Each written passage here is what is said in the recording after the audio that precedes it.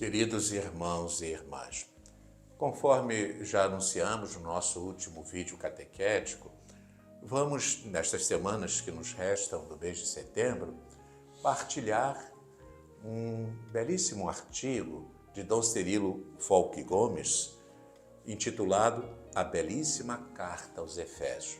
Porque é a Carta aos Efésios que a Igreja aqui no Brasil nos propõe como tema para esse mês da Bíblia. Belíssima não tanto pela forma quanto pelo conteúdo, que mostra o pensamento paulino em suas culminâncias. Escrita no cativeiro, eu, Paulo, prisioneiro de Jesus Cristo, por causa de vós, pagãos. Provavelmente no prolongado cativeiro em Cesareia, referido em Atos 24, 23 a 27, ou, segundo outros, numa das prisões de Roma, entre os anos 61 e 63. E aí nos perguntamos, dirigida aos cristãos de Éfeso? Esta indicação constante da saudação inicial aos santos que estão em Éfeso falta em manuscritos antigos importantes e não concorda com o tom impessoal da carta, que mais se afigura a uma circular dirigida universalmente a todas as comunidades cristãs. Mas não é nosso intento, recorda Dom Cirilo no seu artigo, entrar na discussão desse tipo de problemas, e sim apenas recordar para os leitores alguns dos grandes temas do documento, onde se concentra imensa luz para o espírito.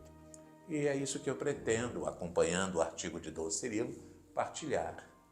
E vamos partilhar o hino introdutório, depois a salvação pela graça, depois a vida cristã e depois o lar cristão. Esses são os pontos, que Dom Cirilo nos oferece nesse seu artigo sobre a belíssima carta aos Efésios. O hino introdutório. A beleza da carta se deixa ver desde os primeiros versículos, que são aqueles versículos que vão de 1, versículo 3, até o versículo 14.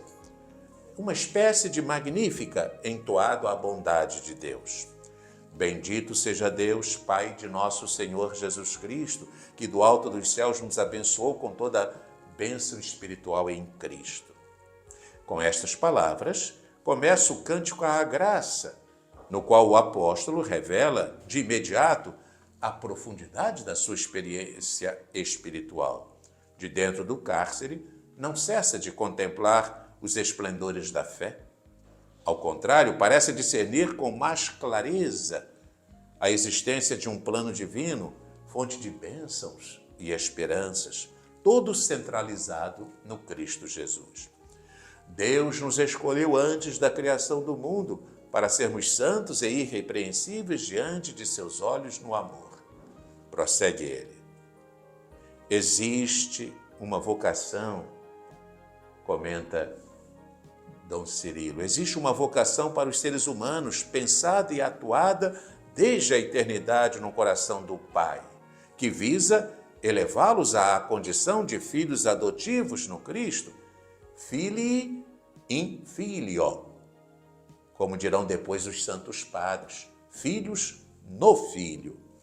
Eis o misterioso desígnio de sua vontade, de sua copiosa graça, de sua benevolência, vocação sublime que transcende nossas possibilidades nativas e nos indica estarmos envolvidos num grande amor.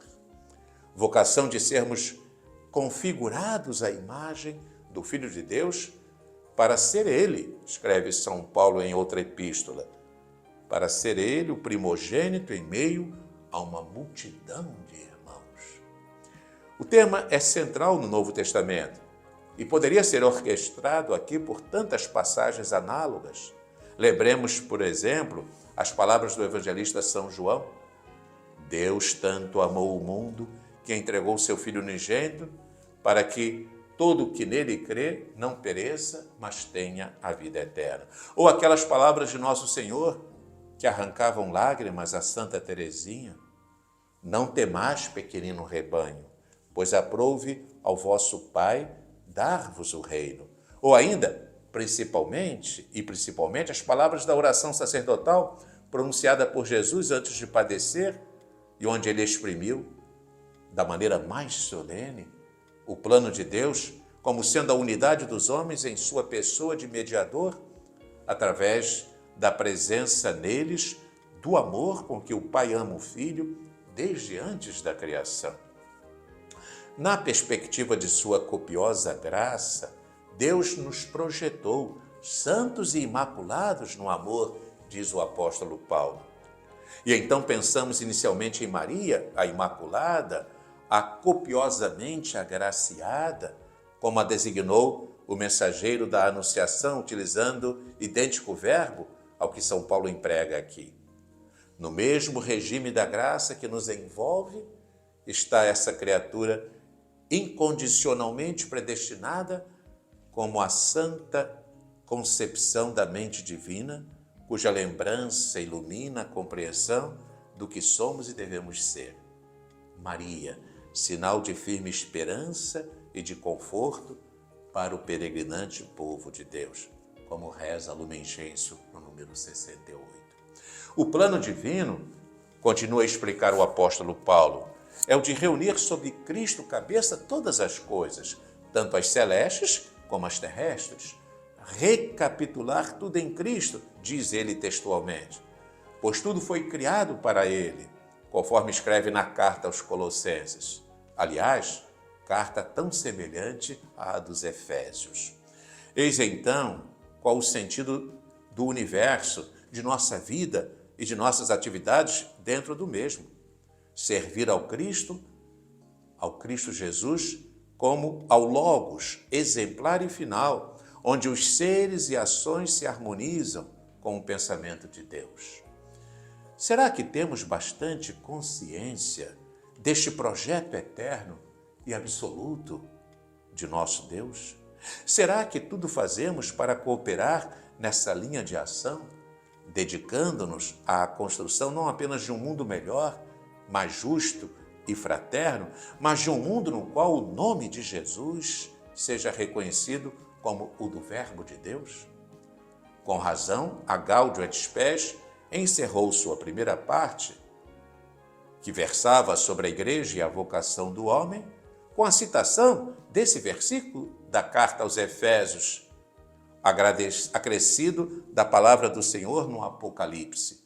Eu sou o Alfa e o Ômega, o primeiro e o último, o começo e o fim. Cooperar com o plano de Deus significa agir desenvolvendo as virtualidades da criação, contidas na natureza, no homem e na vida interhumana, debaixo de uma paixão fundamental, a de difundir a fé explícita no nome daquele que é a chave da salvação e, por isto mesmo, o indicador das verdadeiras diretrizes do desenvolvimento e da libertação. E, enfim, a verdadeira meta de toda a salvação é, como frisa São Paulo, por 3 vezes no contexto, a celebração da glória de Deus. Não pode ser outra a finalidade última dos seres, cuja natureza é essencialmente a de reflexos do Supremo Ser. Por isso, o próprio Jesus principiara a sua oração sacerdotal com este desejo: Pai, é chegada a hora, glorifica teu Filho, para que teu Filho te glorifique a ti. Queridos irmãos e irmãs, antes de passar adiante, assinalemos a estrutura trinitária do prólogo da carta aos Efésios, do hino de ação de graças entoado por São Paulo pela revelação do plano salvífico de Deus. A fonte da graça é o Pai de nosso Senhor Jesus Cristo, e o penhor da herança divina é, nos fiéis, o Espírito Santo, que se torna presente neles como um selo desde o batismo. Ecoa, em poucas palavras, a doutrina de Romanos 8, 9 a 17, sobre o Espírito que dá testemunho ao nosso Espírito de que somos filhos de Deus. E se filhos, também herdeiros, herdeiros de Deus e co-herdeiros de Cristo. E ainda o que a segunda carta aos Coríntios diz sobre o Espírito Santo como penhor. Então, queridos irmãos e irmãs, partilhando com vocês esse artigo de Dom Cirilo Falck Gomes, intitulado A Belíssima Carta aos Efésios, nos detivemos neste primeiro vídeo sobre o hino introdutório presente nesta carta. Nos próximos vídeos vamos refletir sobre, sempre refletindo a partir de Dom Cirilo, no seu artigo sobre a Carta aos Efésios, a salvação pela graça, a vida cristã, o lar cristão. Deus a todos abençoe.